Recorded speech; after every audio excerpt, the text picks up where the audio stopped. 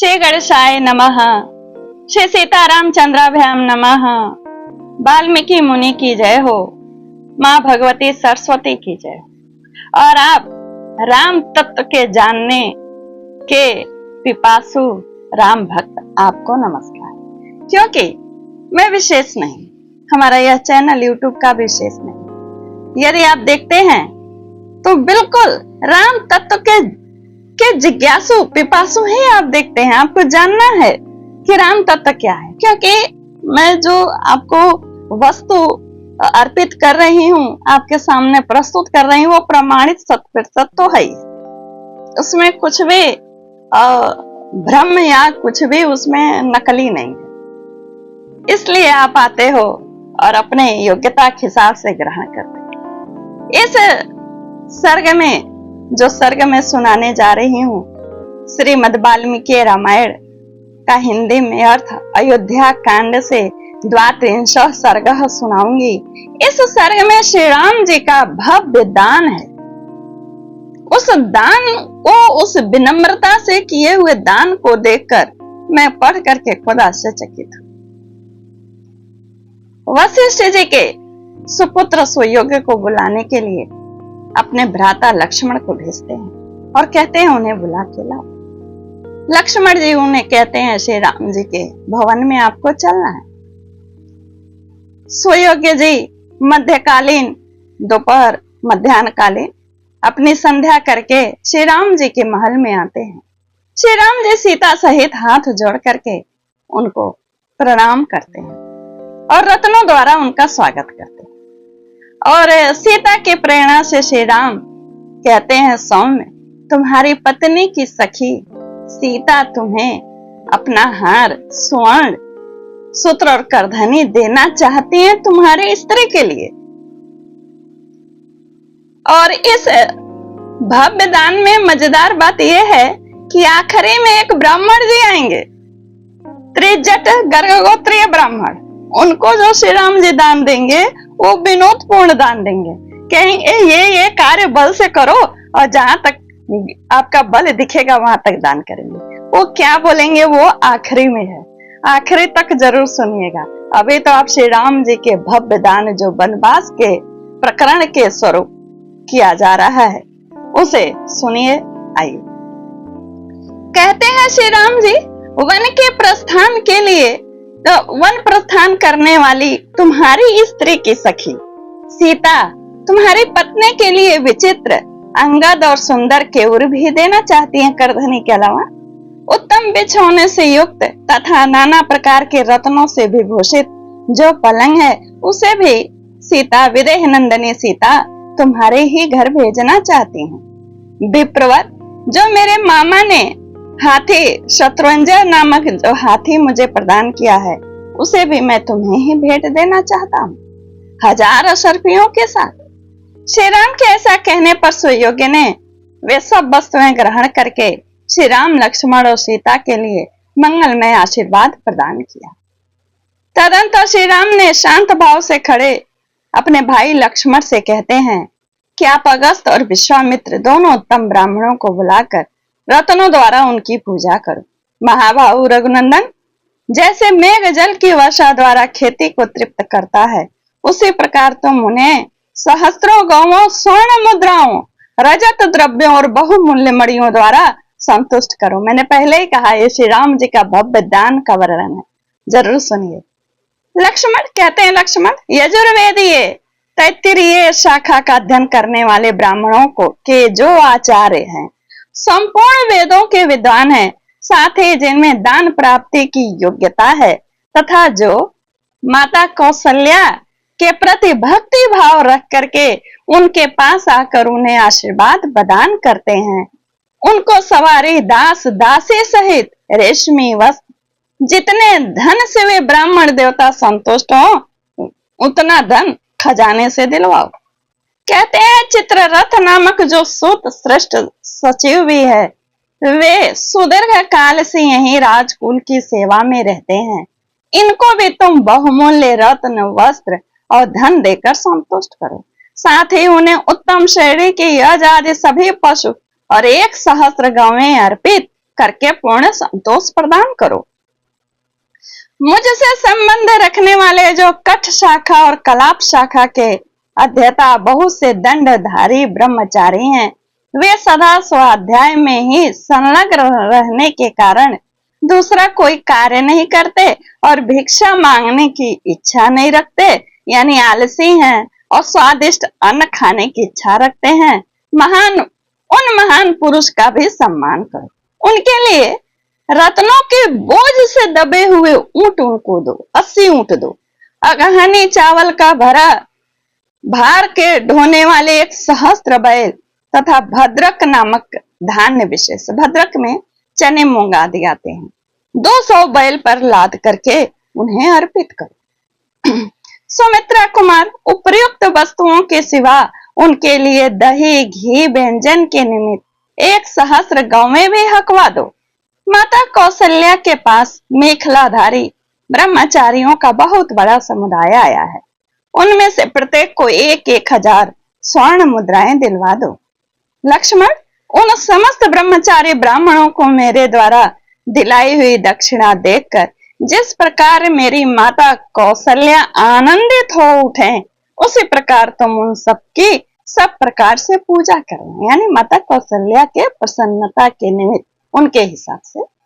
इस प्रकार आज्ञा प्राप्त होने पर पुरुष सिंह लक्ष्मण ने स्वयं ही कुबेर की भांति श्री राम के कथनानुसार उन श्रेष्ठ ब्राह्मणों को उस धन का दान किया।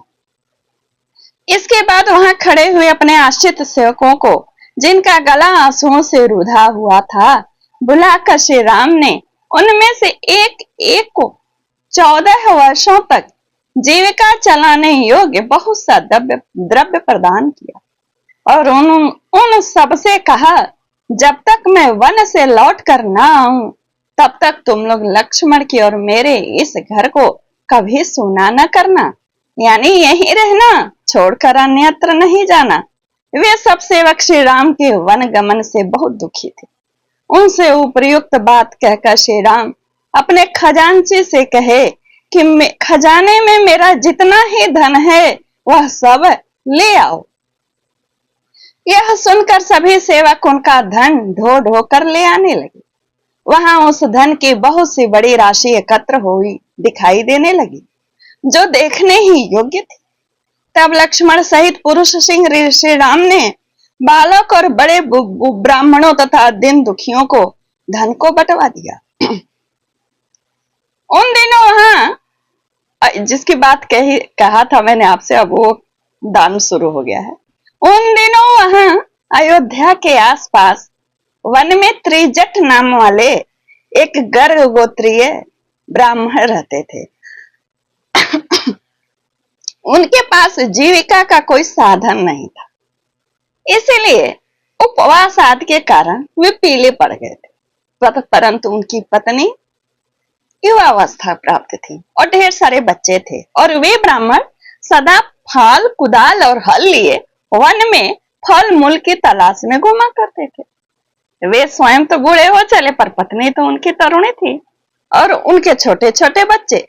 उस तरुणी पत्नी ने ब्राह्मण देवता से इस प्रकार कहा, प्राणनाथ, स्त्रियों के लिए पति ही देवता है यद्यपि, अतः मुझे आपको आदेश देने का कोई अधिकार नहीं है, तथापि मैं आपकी भक्त हूं, इसलिए विनय पूर्वक यह अनुरोध करती हूँ कि आप यह फाल और कुदाल फेंक कर मेरा कहना कीजिए, मेरा कहना मानिए नाथ। धर्म के श्री रामचंद्र जी से मिलिए। यदि आप ऐसा करें तो वह अवश्य कुछ पा जाएंगे, वहां आप जाएंगे तो। पत्नी की बात सुनकर ब्राह्मण एक फटी धोती, जिससे मुश्किल से शरीर उनका ढक पाता था, पहनकर उस मार्ग पर चल दिए जहां श्री रामचंद्र जी का महल था।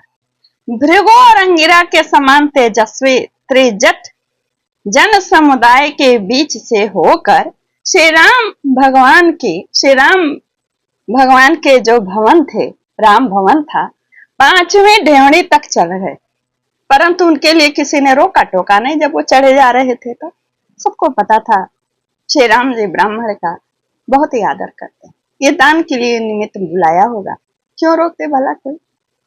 उस समय श्री राम के पास पहुंचकर त्रिजट ने कहा, महाबली महाबली राजकुमार, मैं निर्धन हूं, मेरे बहुत से पुत्र हैं, जीविका नष्ट हो जाने से सदा वन में ही रहता हूं, आप मुझ पर कृपा दृष्टि कीजिए महाराज। तब श्री राम ने विनोद पूर्वक कहा, ब्राह्मण, मेरे पास असंख्य गौवें हैं, इनमें से एक सहस्त्र का भी मैंने अभी तक किसी को दान नहीं किया है, अभी वह बची हैं। अब आप अपना डंडा जितने दूर फेंक सकेंगे उतने दूर तक के सारी गौवें आपकी होंगी। यह सुनकर उन्होंने बड़े तेजी के साथ धोती के पल्ले को सब ओर से कमर में लपेट लिया, समेट लिया, यानी कहीं डंडे में धोती फंसे ना, और सारी शक्ति लगाकर डंडे को बड़े बेग से घुमा कर फेंका।